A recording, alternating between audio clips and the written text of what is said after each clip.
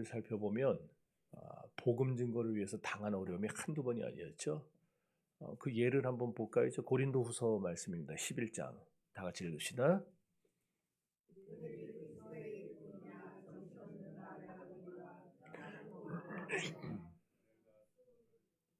뭐요?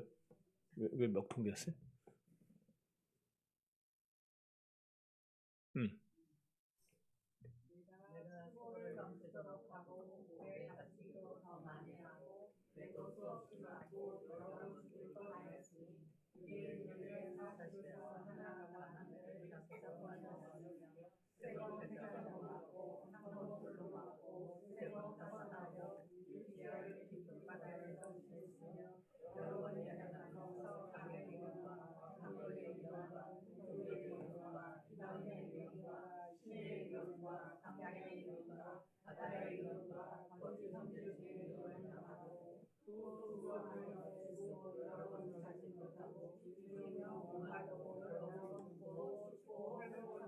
아멘. 보세요. 뭐 육신적인 고통은 말할 것도 없고, 그죠? 정신적으로도 또 당한 고통이 상당했습니다. 그 정신적인 고통의 이렇게 좀 많은 부분을 차지하는 게 뭐였냐면은 이 바울을 중상모략하는 사람들이 많았어요. 이간질 시키는 거죠. 이간질 시키는 거. 이 사람하고 저 사람하고 자꾸 바울 사이 껴가지고 바울이 아라고 했으면 아를 전해야 되는데 자꾸 가가지고 어라 그러고 오라 그러고 이래가지고 오해하게 만드는 거예요.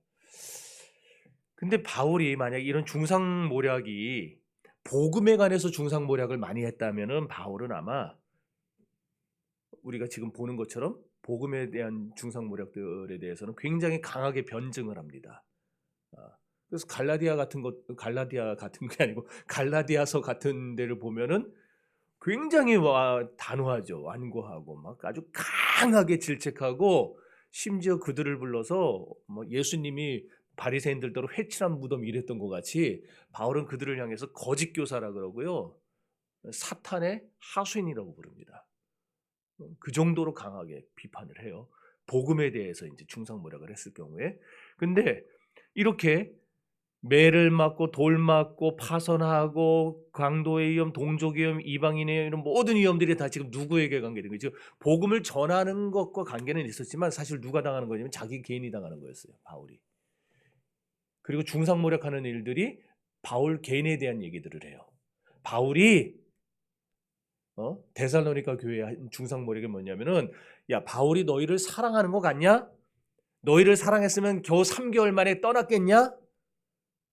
너희가 이제 막 교회가 생겨나가지고 정신이 없고 막 이렇게 막 힘이 든데 바울이 너희를 진짜 사랑했다면은 너희를 놔두고 딴 데 갔겠냐고. 너희가 하도 말을 안 되고 너희가 하도 그냥 짜증나게 하니까 너희 배기 싫어서 가버린 거야. 이렇게 한 거예요. 근데 이런 바울에 대한 중상모략들을 바울이 들었을 때에 변증을 안 해요. 쉽게 말하면 변명을 안 한다는 거예요. 그냥 가만히 있어요. 그러니까 또 모르는 사람들은 변명을 안 하네? 저 진짠가 보네? 또 이런 식으로 나오는 거죠. 근데 왜 변호를 왜 안 할까요, 바울이? 왜 말도 안 되는 그런 소리를 들었을 때 복음에 대한 그런 중상모략을 들었을 때처럼 이씨 나쁜 놈 자식들 이 지옥 갈 놈들 이러지 않고 왜 자기에 대한 중상모략을 할 땐 그냥 가만히 묵묵히 견뎌냈을까요? 모르겠어요? 변명할 만한 가치가 없으니까. 그거 대꾸하면은요 또 물고 늘어져요. 그럼 또 그거 얘기하면 또 물고 늘어지고 끝이 안 나요. 끝이 안 나. 그래서 차라리 어떨 때는요 입 다물고 있는 게 제일 좋은 대처법이기도 해요. 자기들끼리 떠들다가 끝나요. 자기들끼리 떠들다가. 바울이 그래서 그런데 이제 문제가 뭐냐면 바울 같은 사람들은 대꾸 안 하고 대처 안 하고 넘어갈 수 있어요. 믿음이 워낙 좋으니까. 그런데 믿음이 약한 사람들은 그게 잘 안 되죠. 와가지고 자꾸 이간질하고 중상모략할 때 믿음 약한 사람들은요 그걸 못 견딥니다. 그래서 어느새 거기 넘어가서 같이 욕하고 있어요. 사탄은 이렇게 믿음 약한 신자들을 통해서 복음 사역을 방해하고 교회를 회방합니다. 그래서 바울이 자기만 봐서는 아무 대꾸 안 하고 대응 안 하고 가만 놔두는 게 상책인데 데살로니가 교인들이 지금 거기 넘어가서 막 이리 흔들리고 저리 흔들리고 하는 걸 보니까 도저히 안 되겠는 거예요. 그래서 바울이 특단의 조치를 취한 게 뭐냐? 디모데를 보내서, 믿음의 아들 디모데를 보내서 데살로니가 교회 교인들에게 설명하고 위로해 주는 겁니다. 아니야. 바울 목사님이 너희를 미워하고 너희를 싫어하고 너희가 짜증나서 떠나간 게 아니라 너희도 알다시피 데살로니가에서 복음 전할 때에 40명의 결사대가 생기지 않았냐? 바울을 죽이기 전에 먹지도 자지도 않겠다고 하는 사람 40명이 생겨서 얼마나 바울을 죽이겠다고 폭동을 일으키고 야손의 집에 가가지고 야손의 집에 혹시나 바울이 있을까 봐 야손을 갖다가 거진 패서 죽을 정도로 패가지고 그 정도로 지금 상황이 심각하니까 바울이 떠나려고 한 것도 아니고 데살로니가에 있던 다른 사람들이 바울이 죽을까 봐 바울을 딴 데로 베레아로 보낸 거 아니냐.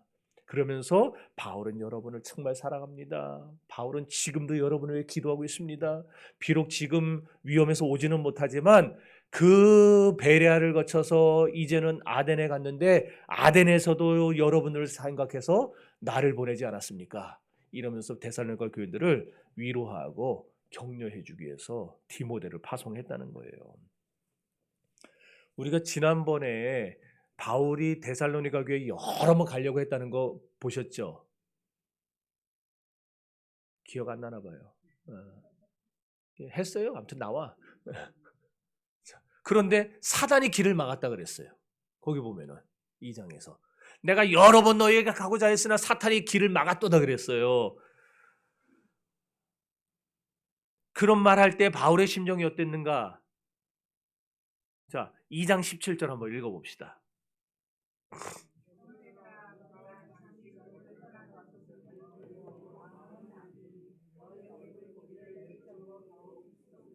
아멘. 바울이 더 이상 데살로니가 교회 교인들에 대해서 관심이 없다는 이런 중상모략에 대해서 그게 얼마나 헛소문인가 폭로해요. 그러면서 너희 얼굴 보기를 내가 정말 힘썼다. 내가 여러 번 너희에게 가고자 했다. 사탄이 길을 막지만 않았으면은 나는 벌써 너희에게 돌아갔을 거다. 이런 얘기들 하고 있는 거예요. 그래서 바울이 지금 여기서 지금 말하고 있는 그 이면 속에 무슨 뜻이냐면은 지금 이 데살로니가로 못 돌아가게 하는 그 40명의 결사대들 그리고 그 외에도 많은 유대인들, 유대 지도자들 이런 사람들이 지금 바울의 복음 사역을 막고 데살로니가 교회에 가지 못하도록 지금 여러 루트를 막아놓고 지금 바울을 압박하고 있는데 이 반대를 바울은 이게 사람이 하는 거라 보지 않은 거예요. 지금 분명히 하고 있는 건 유대 지도자들이 하고 있고 40명의 결사대가 하고 있고 바울의 어떤 그 기독교에 대한 적대적인 유대교주의자들이 그렇게 하고 있음에도 불구하고 바울은 이게 사람이 하는 게 아니라 누가 하는 거다? 마귀가 하는 거다. 지금 보고 있는 거예요. 사탄이 하는 거다. 그래서 사탄의 역사라고 받아들여요. 그러면서 바울은 또 뭘 기억하느냐? 야고보서 4장 15절을 보면은 이런 말씀이 나옵니다. 야고보 사도가 뭐라 그랬냐면 만일 하나님의 뜻이면 내가 이것도 하고 저것도 하리니 그랬어요. 이게 무슨 말이냐면은 결국 하나님의 뜻이면은 이 모든 것을 다 주님이 바꾸셔서 결국 복음을 전하게 하실 것이다. 이 사실을 알았던 바울이었기 때문에 결국 하나님의 뜻대로 이루어질 것. 뭐가 이루어지냐? 바울의 뜻이 이루어지는 게 아니라 하나님의 뜻이, 복음 전파의 뜻이 이루어질 것을 믿었기 때문에 낙심하지 않아요. 포기하지 않아요. 마귀가 여러 번 막았다고 해서 포기한 게 아니에요. 데살로니가 교회로 가려고 그 외에도 여러 번 애를 씁니다. 그런데도 계속 길이 막혀요. 그러니까 어떻게 하느냐? 데살로니가 교회 성도들은 지금 흔들리고 있죠. 지금 마귀는 계속해서 길을 막죠. 그렇다고 포기한 게 아니라 나는 이 정도 했으면 됐어 하고 포기한 게 아니라 자기에게 있어서 가장 믿을 만한 디모데를 그들에게 보냈다라는 거예요. 사실 지금 이 디모데를 데살로니가로 돌려보내는 게 이게 쉬운 결정이 아니었어요. 왜 그러냐? 지금 바울이 어디 있었냐면은 베레아를 거쳐서 아덴으로 갑니다. 지금 디모데와 실라는 베레아에 남아 있었어요.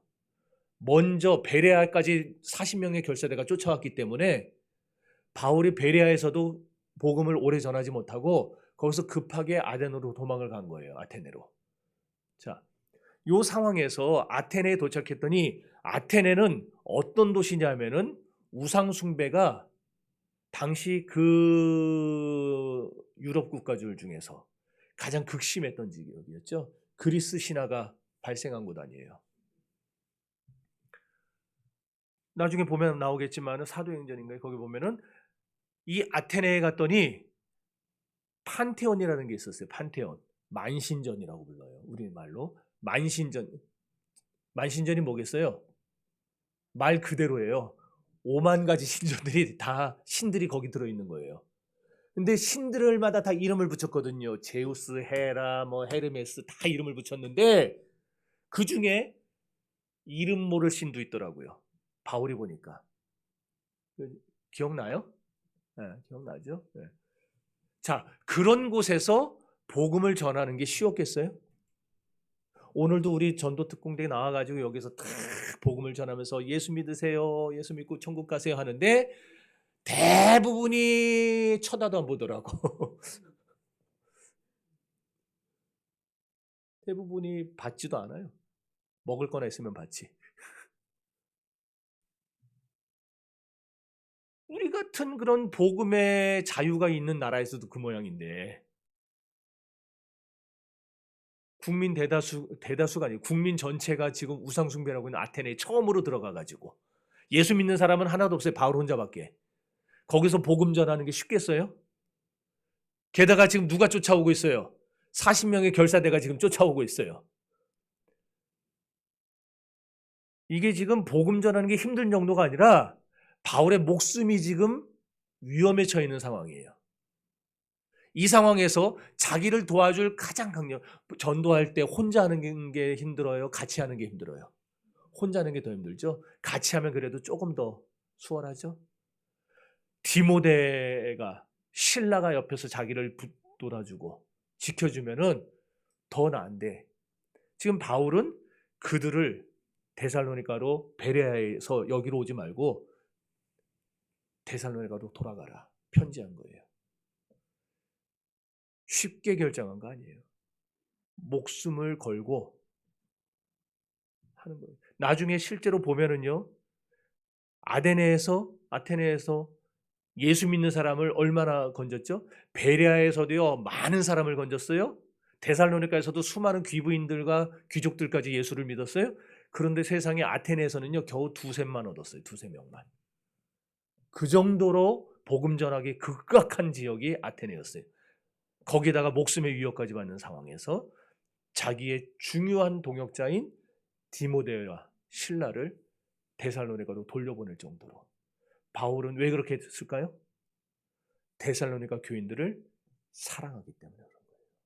그들이 지금 흔들리고 있는 거를 빨리 바로잡아 줘야 되기 때문에. 빨리 그들을 위로하고 격려해서 그들을 바른 복음에 다시 세워놓으려고. 온전히 바울의 마음속엔 데살로니가 교회 교인들밖에 없었던 거예요. 그래서 오늘 1절과 2절이 그렇게 말한 거예요. 다시 읽어봅시다.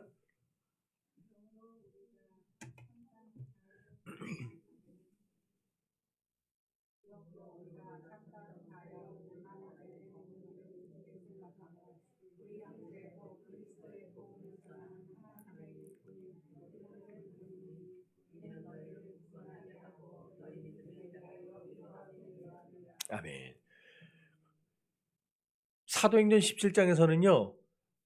내용이 요거랑 좀 반대되는 듯한 내용이 나와요. 뭐냐면은 여기선 지금 디모데를 보낸다 이렇게 돼 있죠. 근데 사도행전 17장에서는 디모데하고 신라에게 빨리 나한테 와라 그러는 것처럼 되어 있어요.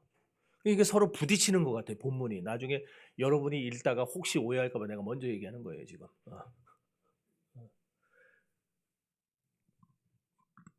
그런데 결국 사도행전 17장 그 이후로 쭉 가서 보거나 우리가 데살로니가 전서를 통해서 종합해서 보면은 뭐냐면은 바울은 항상 원칙이 하나 있었어요. 무슨 원칙이냐면은 자기의 목적, 자기의 바램보다 항상 우선되는 게 뭐냐면 성도들의 안녕이 우선이었어요. 그리고 성도들의 안녕보다 더 우선되는 거는 하나님의 사명이었어요. 결국 하나님의 사명 속에서 바울은 성도들을 위했고, 그리고 언제나 자기 자신은 제일 끝으로 놓는 그런 훈련을 했다라는 거예요. 그래서 바울이 사도행전 17장에서는 빨리 내가 지금 혼자서 여기서 복음을 전해야 되는데 어렵다. 너희들 빨리 나에게 와라 했지만은 데살로니가 전서 이 내용은 그거보다 조금 후의 내용이에요. 그래서 그 생각을 접고 너희는 나한테 오지 말고 데살로니가로 가라. 그 얘기를 지금 하고 있는 거예요. 진짜 아덴에 혼자 남는 것은 바울에게 있어서 너무너무 위험한 일이었습니다. 아까도 말했지만은 바울을 죽이기 전에 먹지도 자지도 않겠다고 하는 결사대가 바울을 지금 시시각각 베레아에서 다시 쫓아오고 있는데 이들을 방어할 힘이 없어요. 더군다나 지독한 우상숭배의 도시에 혼자 남게 됐어요. 바울을 도와줄 사람도 없어요. 이야기를 나눌 사람도 없어요. 고민을 서로 얘기할 수 있는 사람도 없어요. 바울에게 용기를 북돋아줄 사람도 없었어요. 진정 바울은 큰 희생을 하고 있는 겁니다. 우리만 아덴에 머물기를 좋게 생각하고, 이 말은 나만 홀로 아덴에 남았다라는 뜻이에요. 나만 남았다. 우리는 여기서 하나님 나라를 위해 자기를 희생한 바울의 모습을 보게 되는 겁니다. 바울은 내가 고통받는 게 낫겠는가? 하나님의 사명이 고통받는 게 낫겠는가? 내가 어려움을 당하는 게 낫겠는가? 하나님의 복음 전파가 어려움을 당하는 게 낫겠는가? 언제나 이 두 가지 갈림길에서 그는 항상 하나님의 사명을 생각했던 사람입니다. 복음 전파 사명을 생각했던 사람이에요. 그래서 늘 자신이 고통당하는 길을 택합니다. 그래서 아덴에 홀로 남기로 결정한 거예요. 이것이야말로 오늘날 하나님의 일꾼들이 본받아야 될 삶의 그리고 신앙의 자세입니다. 저나 여러분이나 우리가 언제나 생각할 때 주의 사역을 위해서 내가 희생나가는 것이 옳겠는가? 그게 당연한가? 아니면은 나를 위해서 하나님의 사역을 희생시키는 게 당연한가? 내가 희생을 피하는 게 당연한가?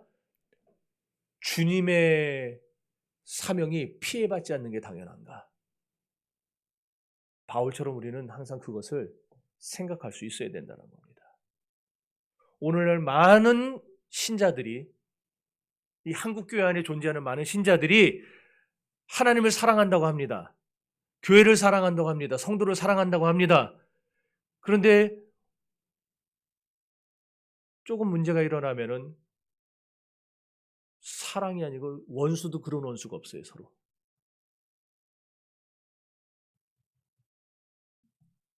주님을 위해 나는 희생한다고 말을 합니다, 많은 사람들이. 그럼 진짜 희생을 하고 있는가 자기 자신에게 물어봐야 돼요. 이런 희생이라는 게 뭐예요? 희생이라는 말은 제물이라는 말에서 나왔어요. 구약에서 제사 드릴 때. 번제 드릴 때 어떻게 했어요? 제물을. 그냥 죽였어요? 죽이고 끝났어요? 어떻게 합니까? 각을 떴어요. 각. 각을 떴다는 말은 토막을 냈다는 거예요. 다. 마디마디마다 다 토막을 냈다는 거예요. 그래서 그걸 가지런히, 번제가 뭐 벌렬한다라는 말 알죠? 벌려놓다. 차근차근히 손목은 손목대로, 발목은 발목대로, 종아리는 종아리대로, 허벅지는 허벅지대로, 몸통은 몸통대로 쭉 벌려놓고 그걸 불태워 제사 드리는 게 번제예요. 희생이라는 말이 바로 그거예요. sacrifice. 예수 그리스도께서 우리를 위해 희생하셨다고 하는 말이 그거예요. 예수님이 우리를 위해 자기 몸을 대속제물로 주셔가지고 하나님의 공의를 만족시켜 주셨다. 그때 우리가 이 희생이라는 말을 씁니다. 오늘날 우리 그리스도인들이 나는 교회를 위해 희생합니다. 나는 하나님을 위해 희생합니다라고 말을 하는데 정말로 우리가 희생을 하고 있는가를 나를 들여다봐야 된다는 거예요. 희생은 내게 있는 것을 드리는 게 희생이 아닙니다. 희생은 나를 드리는 겁니다. 나를 하나님 앞에 내놓는 거예요. 나를 내놔버렸는데 뭐 그다음 것들은 뭐 알아서 따라오겠죠. 바울은 말만 하지 않았어요. 데살로니가로 디모데를 보내는 진짜 희생을 한 겁니다. 왜? 교회를 세우는 것이 자기의 소망보다 더 중요하니까. 사실 어떤 의미에서는 이게 신실한 그리스도인들에게 있어서는 굉장한 비극이에요. 비극의 연속이에요. 왜냐하면 우리는 계속해서 나를 희생하며 살아야 되니까. 아멘을 굉장히 이거 되게 무서운 말인데 그렇게 되기를 바랍니다.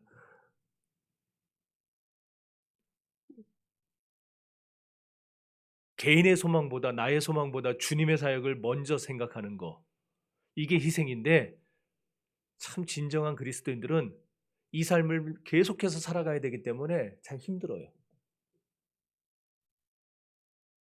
그만두고 싶다고 그만둘 수도 없고 하기 싫다고 안 할 수도 없고 참 우리의 숙명이죠. 그렇지만 여러분 기억하십시오. 바울이 나는 혼자 남겠다라고 했었는데 사실 바울은 혼자 남지 않았어요. 무슨 말입니까? 디모데하고 실라가 가버렸는데 바울은 혼자 남지 않았어요. 그와 함께하는 분이 있었어요. 누굽니까? 주님이십니다. 주님이 바울과 함께 하셨듯이 주님이 이 세상 끝날까지 여러분과 함께 하실 것입니다. 3절 읽어보세요.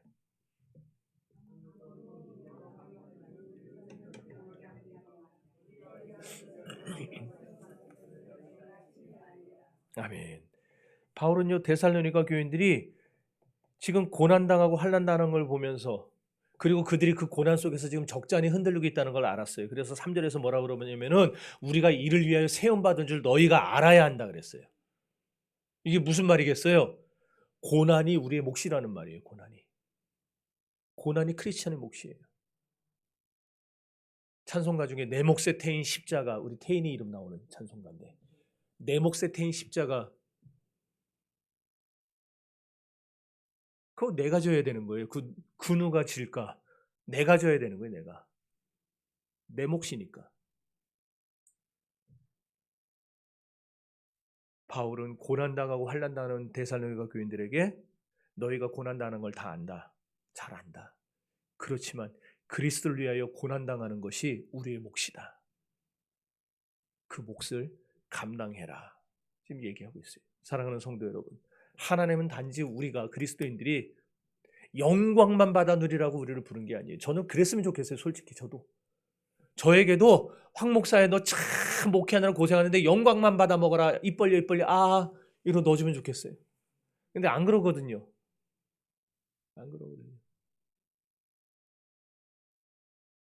저는 여러분들도 진짜 좋은 것만 따먹으면 좋겠어요. 그렇지만 실제로 우리의 삶에는 그런 일이 잘 없어요. 왜냐하면 하나님 우리가 영광만 받아 누리라고 부른 게 아니라 하나님의 나라와 하나님의 영광을 위해서 살라고 우리를 부르셨기 때문입니다. 그래서 성도들은요. 하나님의 나라를 위해 하나님의 영광을 위해 고난받는 것을 두려워 말아야 되고 그것 때문에 요동치 말아야 되는 거예요. 왜냐하면 그게 우리에게 정해진 하나님의 계획이요 뜻이기 때문에 다만 그것을 해나가다 보면은 하나님이 노 크라운 노 글로리 십자가 없는 노 크라운이 노 크로스 노 크라운 십자가 없는 면류관은 없다고 우리가 이 고난을 감당하다 보면은 하나님이 우리에게 결국 영광의 면류관도 씌워주는 날이 올 거라는 사실입니다. 그것이 우리를 견디게 하는 거예요. 매일매일 힘들지만 오해당하지만 참 내가 하루에도 몇 번씩 진짜 그만두고 싶은 생각이 여러분들에게도 있지 않아요? 네? 열심히 하고 있는데 제가 속도 모르고 뭐라고 한마디씩 하면은 갑자기 그냥 막 속이 아프고 여러분 누구나 고난을 싫어해요. 고난 받기 좋아하는 사람 어디 있겠어요? 저도 싫은데. 그렇지만 누구나 당합니다. 고난은 예고도 없이 들이닥칩니다. 그래서 우리에게 시시때때로 들이닥친 이 고난을 어떻게 극복하느냐는 것이 더 중요하겠죠. 24살 나이에 1890년대 우리나라의 이 조선 땅에 선교사로 입국한 분이 계셨어요. 그래서 여러분 잘 아는 우리 교단의 승동교회, 저 인사동에 있는 승동교회. 우리나라 교회 건물로 몇 안 되는 그 문화재 보존 그거에 돼 가지고 그 교회는요 리모델링도 못 해요. 그냥 그 건물 벽돌 하나가 문화재이기 때문에 그냥 그 원형 그대로 그래서 교인들이 승동교회가 우리나라 초창기에 지어진 이 선교사님이 지은 교회라 교인들이 지금 상당히 많아요. 할 수 없으니까 땅을 막 그 비싼 인사동 땅을 막 사가지고 거기다가 신식 건물을 다 지었어요. 이 목사님이 노량진 교회를 또 개척해서 노량진 교회 아시죠? 여기서 장승배기 통해서 노량진 해서 한강 넘어가 용산 넘어갈 때 딱 보면은 언덕배기에 교회 큰 거 하나 있어요. 노량진 교회. 그 교회를 개척하신 분이에요. 누구냐면은 우리나라 말로 저분이 원래는 찰스 클락 앨런이라는 미국식 이름인데 우리나라 말로 곽안련이라고 바꿨어요. 곽안련 선교사. 저거는 이제 한참 사역하고 돌아가시 전의 모습이에요. 평양신학교에서 교수할 때. 저분이 24살 때 우리나라에 들어왔어요. 24살에. 24살에 들어올 때에 자기가 평소 존경하던 은퇴하신 목사님, 89살 나신 목사님을 찾아갔어요. 89살 나신 목사님 뭐 힘이 있겠어요. 집에만 항상 계시겠죠. 찾아가가지고 목사님 이제 제가 얼마 후면 조선이라는 나라로 선교사를 떠나게 됩니다. 제가 거기서 선교를 하다가 어려움이 닥칠 때 제가 의지할 수 있는 말씀 한 구절만 저에게 주십시오. 이랬어요. 그랬더니 그 목사님이 아흔을 바라보는 목사님이 한참을 생각하다가 입을 열고 뭐라 그랬냐면은 내가 가장 좋아하고 또 자네에게도 진정으로 알려주고 싶은 성경 구절은 이거 하나네. 그러면서 뭐라 그랬냐면은 보이는 것은 잠깐이요 보이지 않는 것은 영원하다. 그러니까 이 젊은 24살의 목사가 이해가 안 되는 거예요. 그게 무슨 말입니까? 그랬더니 모든 것이 다 지나갈 걸세. 인생의 기쁨도 지나가고 인생의 슬픔도 지나가고 모든 골치 아픈 것도 다 지나갈 걸세. 그러니 좋은 일 있다고 쉽게 기뻐하고 슬픈 일 있다고 쉽게 슬퍼하고 일일이 일희일비하지 말게. 그랬어요. 여러분 세상에 아이가 태어나면 그 아이는 자랍니다. 얘네들 자라요.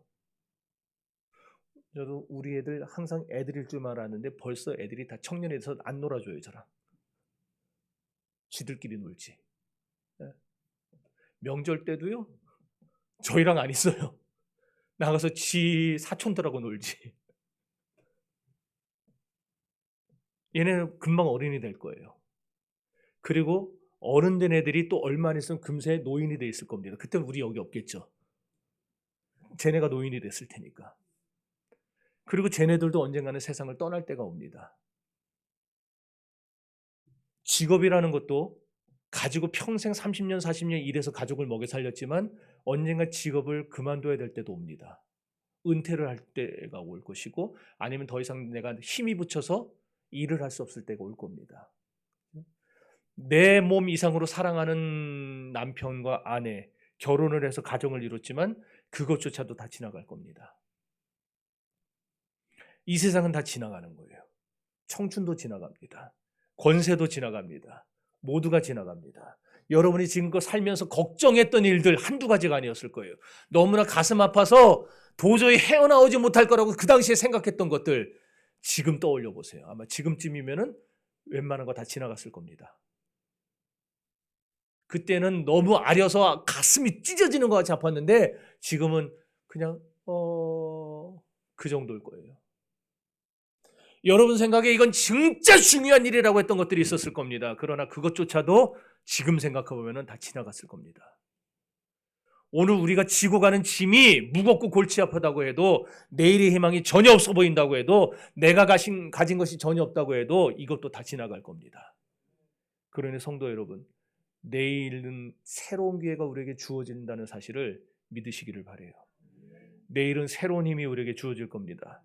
내일은 새로운 희망이 우리에게 주어질 겁니다. 내일은 새날이 될 것입니다. 인생의 새날이 전개될 것입니다. 우리는 정말 어떤 때 보면은 아무것도 아닌 것 가지고 짜증을 내요. 그것 가지고 야단하고 고민하고 실망하고 번민에 빠질 때가 많습니다. 엄청나게 큰 문제 갖고 싸우고 지지고 볶을 게 아니고 별거 아닌 것 갖고 싸우고 지지고 볶을 때가 훨씬 더 많습니다. 옛날에 우리도 그랬어요. 밥 먹을 때 쩝쩝거리지 말아라 이런 것들. 왜 젓가락질을 그렇게 하냐? 젓가락질 똑바로 해라. 제가 어렸을 때 우리 아버지한테 얼마나 매를 맞아가면서 그걸 배웠는지 몰라요. 젓가락질을. 저는 젓가락질을 이렇게 했어요. 이렇게. 근데 그때마다 때리는 거예요. 그때마다 자로 때리는 거예요. 그래서 저는 아버지하고 밥 먹기가 진짜 싫었어요. 근데 어떻게 해요? 70년대 어떻게 아버지하고 저녁에 같이 밥을 안 먹어요? 같이 먹어요. 지내놓고 보면 별거 아닌 것들 가지고 우리가 짜증내고 야단하고 고민하고 막 싸우고 그러고 살았어요. 그러다가 시간 다 지나가는 거예요. 이제 여러분에게 남은 시간을 또 그런 식으로 살다가 끝내겠습니까?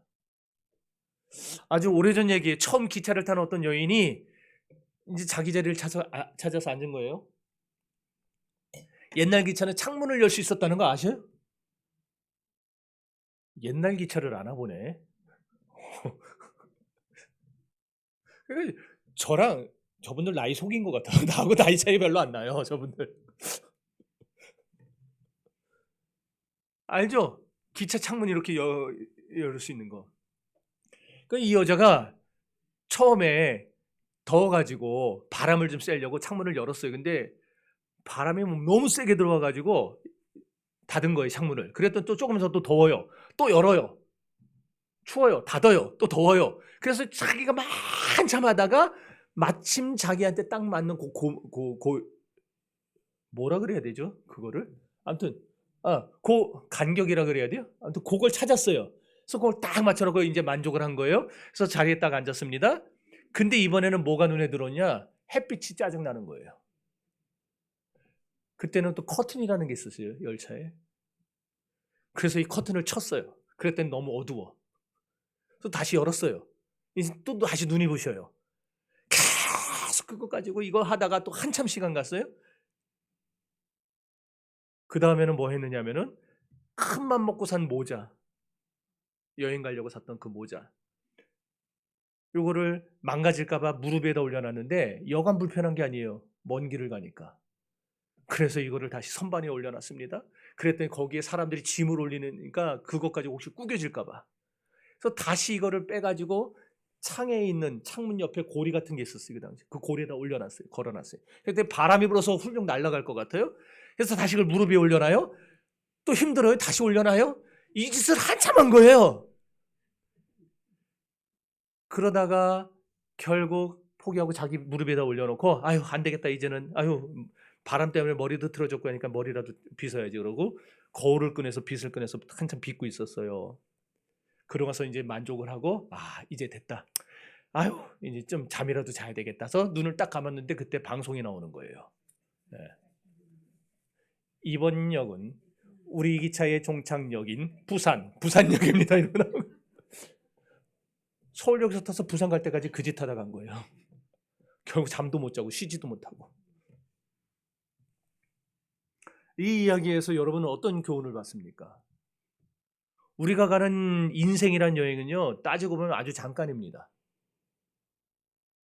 지금 여기 뭐 70이 넘으신 분들도 계시고 하시지만은 70을 바라보는 분들도 계시고 저같이 이제 뭐 30 넘은 사람도 있고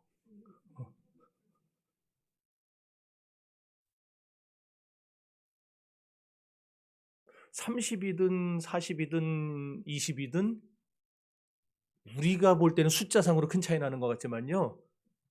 우리 인생을 쭉 놓고 보면 그렇게 긴 게 아니에요.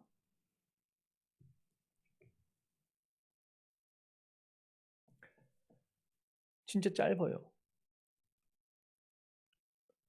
80 살 거고 좀 더 살면 90 살겠죠. 그죠? 그조차도 모세가 뭐라 그러냐면 시편 90편에서 신속히 가니 우리 인생이 신속히 가니 화살같이 날아가나이다 그랬어요. 얘네들은 모릅니다. 저도 몰랐으니까 저 나이에. 우리 어머니가 너도 나이 들어서 고생하지 말고 젊었을 때 하라고, 젊었을 때 하라고. 나 그 의미를 잘 몰랐거든요. 근데 이제 30대, 40대 아직도 모를 거예요. 60대 넘어간 분들은 느낄 겁니다. 하루하루가 제가 느끼는 하루하고 길이가 틀릴 거예요, 여러분. 똑같이 우리에게 24시간 같은데 저에게 있는 24시간과 여러분에게 있는 24시간은 분명히 틀립니다. 화살같이 날아갈 겁니다, 여러분들. 팍팍팍팍. 이렇게 짧은데 사소한 일에 법석 떨 시간이 없어요.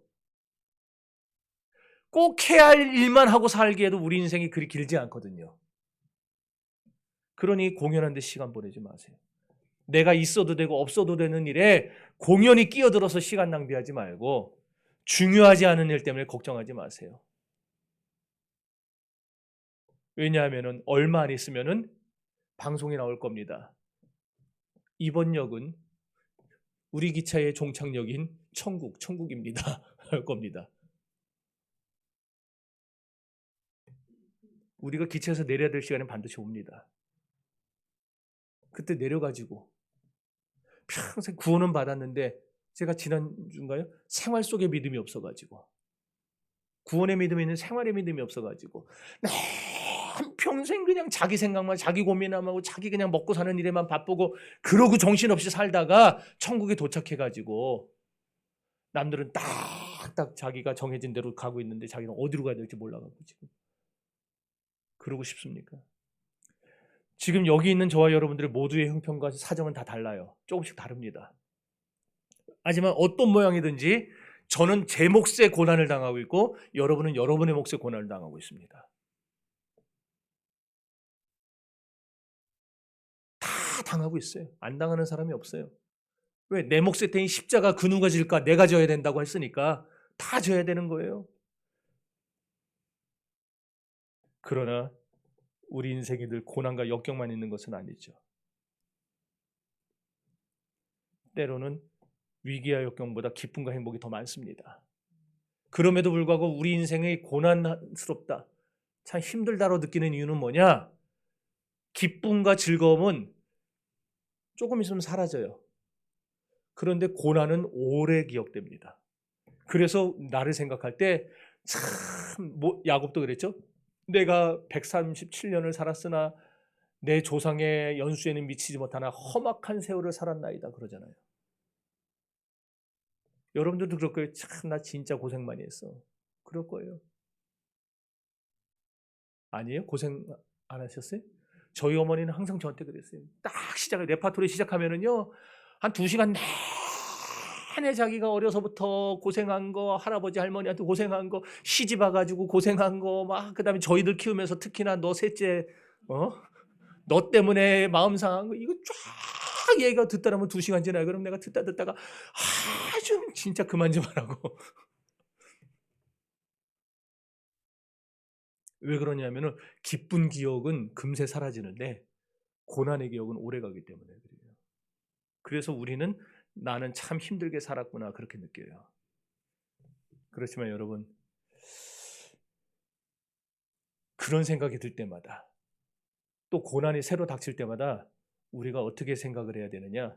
모세가 이스라엘 백성들을 이끌고 애굽을 나올 때에 고민에 빠졌죠. 나는 말도 잘 못합니다. 나는 능력도 없습니다. 그때 하나님이 모세에게 그의 형 아론도 붙여주시고 뭐 다 하면서 모세에게 물으셨어요. 너의 손에 뭐가 있냐 물으셨어요. 그랬더니 지팡이가 있습니다. 그랬어요. 지팡이가 있어요. 모세의 손을 보니까 지팡이가 들려 있었다는 거예요. 이 지팡이가 어떤 지팡이가 됩니까? 하나님의 능력의 지팡이가 되죠.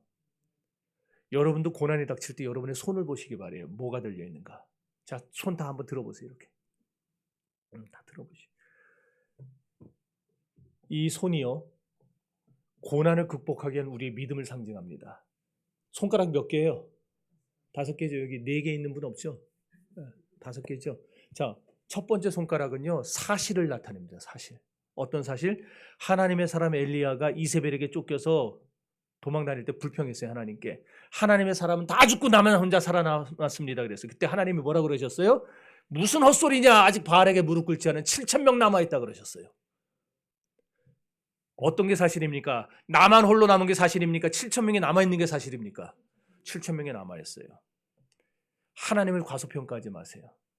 고난이 올 때, 힘들 때 있는 그대로 보세요. 과연 내게 아무것도 없는가? 나는 과연 다 잃어버렸는가? 이제 나는 진짜 끝인가? 그럼 하나님이 사실을 깨닫게 해주실 거예요. 우리 손을 볼 때. 아니야. 내가 너와 함께 있어. 아니야. 아직 바알에게 무릎 꿇지 않은 7천 명이 있어. 말씀해 주실 거예요. 두 번째 손가락은 행동을 나타냅니다. 하나님은 내가 할 수 있는 일을 찾아서 할 때 그 일을 통해서 축복하시는 거예요. 세상에는 묻혀있는 보석이 참 많습니다. 건너야 할 다리도 얼마든지. 그래서 우리는 늘 보석을 닦고 다리를 건너는 이런 일들을 해야 되는 거예요. 안 건너면은 그 땅이 내게 안 돼요. 보석을 안 닦으면 그 보석이 내게 안 돼요. 우리에게 맡겨진 일을 해야 합니다. 행동하라는 거예요. 여러분들에게 주어진 일, 여러분이 교회를 위해서 해야 될 일, 그 일들을 행하세요. 그걸 통해서 하나님이 역사하실 것입니다. 세 번째 손가락은 이게 잘 안 돼. 여러분 이게 되나요? 이게 다 펴지나요? 영감을 나타내요. 영감. 히브리서 기자가 우리에게 구름같이 허다한 증인들이 있다 그랬어요. 그 증인들은 어떤 사람들이었느냐? 설명을 보면은 그들은 눈을 들어 예수를 바라봤던 사람들이었습니다. 표대를 향하여 달려가던 자들이었어요. 슬픔과 고독, 배신과 패배, 고난과 죽음을 당했어도요, 그들은 포기하지 않았고 단념하지 않았어요. 그래서 그들은 비록 우리처럼 고난 당했지만 끝내 승리했던 사람들입니다. 오늘 저와 여러분도 세 번째 손가락을 보면서 우리가 지금 당하는 고난과 아픔이 있지만 우리는 끝내 승리할 것이다. 확신하시기 바랍니다. 네 번째 손가락은 믿음입니다. 고난이 닥칠 때에도 하나님의 선하심을 믿으며 살아갑시다. 사망의 음침한 골짜기에서도 하나님은 우리와 함께 하실 것입니다. 언제나 우리에게 관심을 가지시고 우리를 돕고 계시다는 사실을 믿으시길 바랍니다. 다섯 번째 손가락은요, 뭐냐? 영원한 진리입니다. 끝이 있다라는 거예요. 끝이 있다. 이제 더 이상 없잖아요. 손가락. 인생은 한 번밖에 못 삽니다. 한 번 죽는 것은 사람에게 정하신 것이고 그 이후에는 심판이 있다고 히브리서 9장 27절이 말씀합니다. 이게 진리입니다. 저도 한 번 살다 가고 여러분도 한 번 살다 갑니다. 그러므로 고난이 닥칠 때에 이 다섯 가지를 떠올리면서 이 고난이 우리에게 항상 어려움만 주고 손해만 끼치는 건 아니라는 걸 아세요. 때로는 고난이 우리에게 유익이 될 때도 있고 고난이 우리에게 축복을 가져다 줄 때도 있습니다. 그래서 말하지 않습니까? 바울은 고난당함이 오히려 내게 유익이라. 이사야 41장 10절을 여러분에게 드리면서 말씀을 마치도록 하겠습니다. 다 같이 읽어봅시다.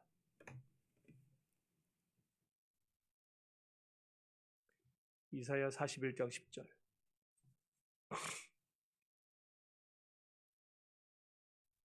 성경책 찾으세요. 성경책.